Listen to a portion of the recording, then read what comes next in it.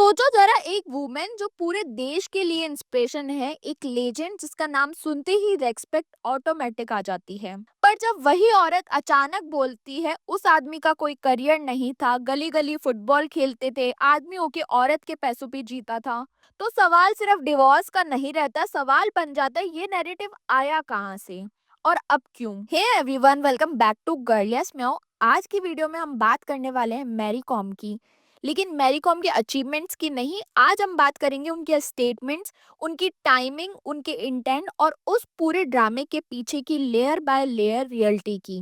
Mary com और ऑनलेयर की love story कोई फिल्मी स्टोरी नहीं थी। ईयर 20s के अराउंड जब मैरी कॉम मणिपुर से बॉक्सिंग कैंप के लिए ट्रेवल कर रही थी, ट्रेन जर्नी में उनका सामान चोरी हो गया। उस वक्त ऑनलेयर दिल्ली यूनिवर्सिटी के स्टूडेंट थे और नॉर्थ ईस्ट स्टूडेंट बॉडी से जुड़े हुए थे। वहीं से हेल्प, फ्रेंडशिप और फिर रिलेशनशिप स्टार्ट हुआ। 2005 में शादी हुई और यहीं से एक इम्पोर्टेंट डिसीजन लिया गया।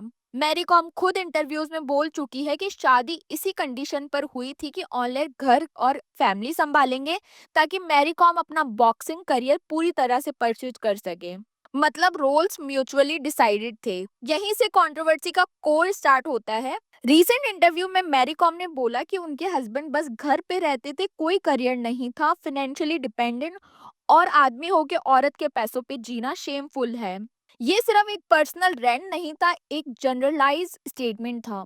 अगर यही चीज कोई मेल सेलिब्रिटी बोलता, मेरी वाइफ बस घर पे बैठी रहती है, तो आउटरेज हो जाता। हाउस वाइफ को रेस्पेक्ट मिलती है, लेकिन हाउस हस्बैंड को सडनली लूजर बना दिया जाता है। और यही ऑडियंस को प्रॉब्लम हुई। जब इंटरव्यूअर ने बोला कि ऑनलाइन ने अपना फुटबॉल करियर सेक्रीफाइस किया मैरी कॉम के करियर के लिए, तो मैरी कॉम का रिस्पॉन्स था, कौन सा करियर, गली गली फुटबॉल खेलते थे, क्या सुनील छेत्री बन जाता। कहा सक्सेसफुल करियर, कुछ भी सक्सेसफुल करियर है ही नहीं।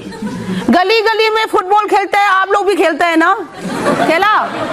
आप सुनील छेत्री बन गया और बाईचुंग भूतिया बन गया। ये कौन होता है? ये लड़का, लड़की का कमाई खा के बैठ सकता है ये इंसान। ये लाइन पूरे स्पोर्ट्स इकोसिस्टम को इंसल्ट करती है। आप ये प्रिडिक्ट नहीं कर सकते कि कोई कहां तक जा सकता है अगर उसने सेक्रीफाइस नहीं किया होता। और सबसे इम्पोर्टेंट बात, ये सेक्रीफाइस मैरी कॉम के कहने पर हुआ था। मैरी कॉम खुद पहले बोल चुकी है, after marriage my husband has been my pillar of strength, he takes care of everything so I can focus on boxing. तो सवाल ये है, या तो पहले झूठ बोला गया या अब नैरेटिव चेंज हो रहा है। और जब नैरेटिव चेंज होता है तो लोग इंटेंट क्वेश्चन करते हैं।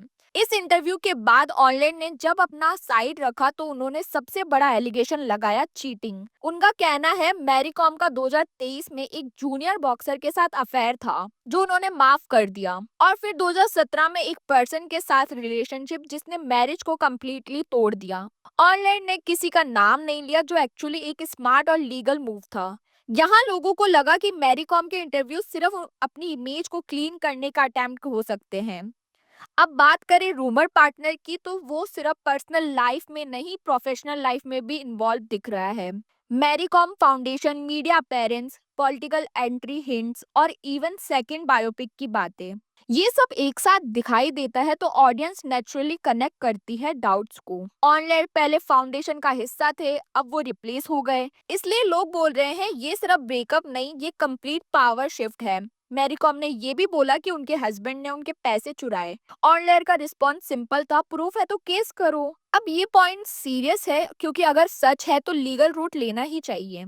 सिर्फ इंटरव्यूज में बोलना कंफ्यूजन ही क्रिएट करता है। ऑनलाइन अब अर्ली 40s में है, अगर आज कोई बोले तुमने कुछ नहीं किया तो नेचुरली रिग्रेट आएगा।